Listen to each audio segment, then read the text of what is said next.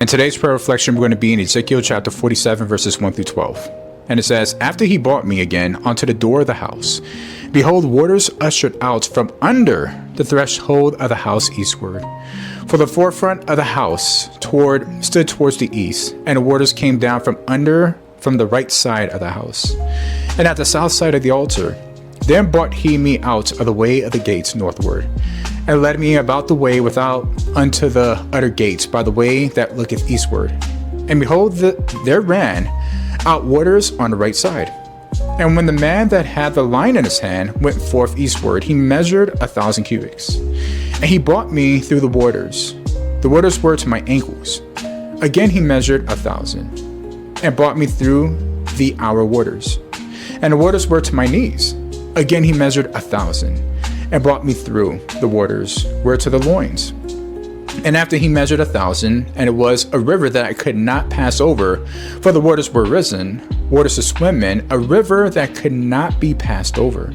And he said unto me, Son of man, hast thou seen this? Then he brought me and caused me to return to the brink of the river.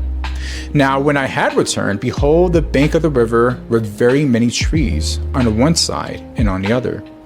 Then said he unto me, These waters issue out toward the east country, and go down into the deserts, and go into the sea, which being brought forth into the sea, the waters shall be healed. And it shall come to pass that everything that live, which move, whithersoever the rivers shall come, shall live, and there shall be a very great multitude of fish, because these waters shall come thither, for they shall be healed. And everything shall live whither the river cometh. And it shall come to pass that the fishers shall stand upon it from Engladi even to Eglam. They shall be a place to spread forth nets. Their fish shall be according to their kinds, and the fish of the great sea exceedingly many. But the merry places thereof and the marshes thereof shall not be healed. They shall be given to salt. And by the river upon the bank thereof, on the side and on that side shall grow all trees for meat, whose leaf shall not fade, neither shall the fruit thereof be consumed. It shall bring forth new fruit according to his months, because their waters they issued out of the sanctuary, and the fruit thereof shall be for meat, and the leaf thereof for medicine. All right, so our prayer points before we begin to pray. The millennial reign of Christ shall usher in the restoration of all things as they were originally intended in the Garden of Eden. Before the final judgment, the lake of fire, he, the Lord Jesus, will establish earth to be inhabited as a paradise. And all who are privileged to live during that time will witness what life could have been like had Adam and Eve never sinned. Our diets will change during the millennial reign, with fish and fruits becoming central. There will be no lack of food nor the persistence of illness, for the abundance of the sea, the monthly yield of the trees, and the healing attributes of the leaves will ensure complete provision and well-being.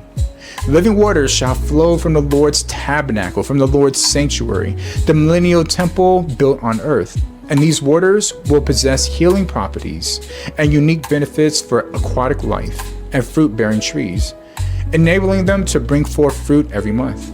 God's people will not be idle, but will thrive in abundance, engaging in fulfilling activities as they labor in the land with joy.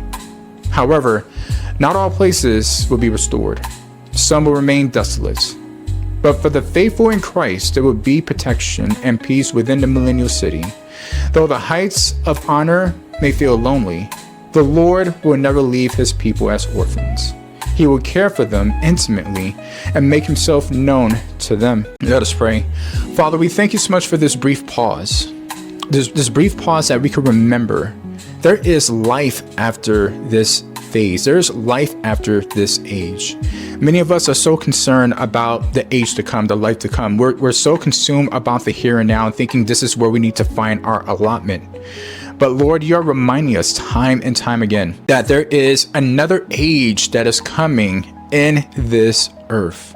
A millennial reign that is coming in this earth. A time where your sons and daughters who were the outcasts, your sons and daughters who were under tribulation, your sons and daughters who were persecuted, your sons and daughters who were looked over, your kings, your queens, and priests of the Most High God. When this new earth is made over, they shall reign in royalty. Lord, it is hard for us to see it now because of the lack that we may experience, because of the laboring that we have to experience, because of the hardships we have to experience. But then again, Father, you also remind us that because of the works of two people in the beginning of the garden, Adam and Eve, this has been the portion of the people for many, many thousands of years. But for the people of God, you have already made a way. You have prepared a new thing that is coming. And even now, Father, you are training us not to rule and reign now in this earth, because this earth is passing away and has been given over to the darkness. But rather, you're training us and preparing us to enter into the inheritance, Lord God.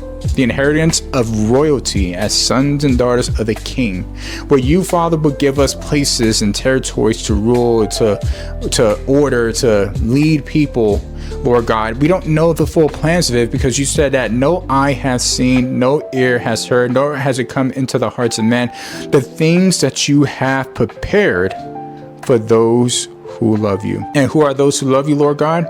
Those who love you with their heart, soul, mind, and strength, who keep your commandments, and those who have learned to love their neighbors as themselves, because those are the two greatest commandments you have given us. And you said that if we love you, we will keep your command. So therefore, Father, you have a gift, a plan, an inheritance, Lord God. And sometimes we just need to take a moment like this to pray and just to thank you for it, Lord God. Thank you for the inheritance. Thank you for what you have in store for us, Lord God. Thank you that we can continue to add to our inheritance by the way that we walk favorably before you, Lord Jesus. And so, Father, when we are faced with a day that make us feel less than, and make us feel like we're not worth anything, because this current world and this corrupt state that is going to be burned by fire make us feel like we're not worth anything, may we remember, Lord God, that you have chosen us, that you have died for us, and that you're calling us to be a people to allow the work to be done on the potter's wheel, because we are about to go into our inheritance, Lord God, where once we might have been the tail of this earth, but we shall be the head. Once we could have been beneath, but now you're going to make us above, Lord God. Once we could have been the borrowers, but you're about to make us the lenders, Lord God.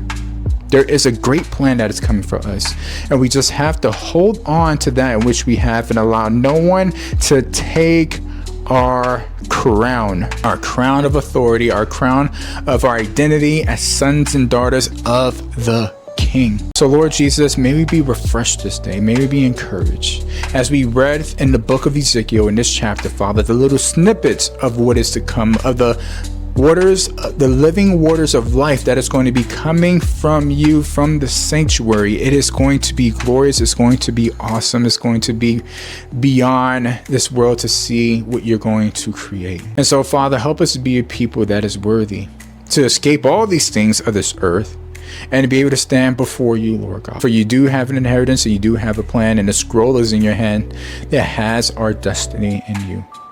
Father, we love you, we thank you, we praise you, and it's in Jesus' name we pray. Amen.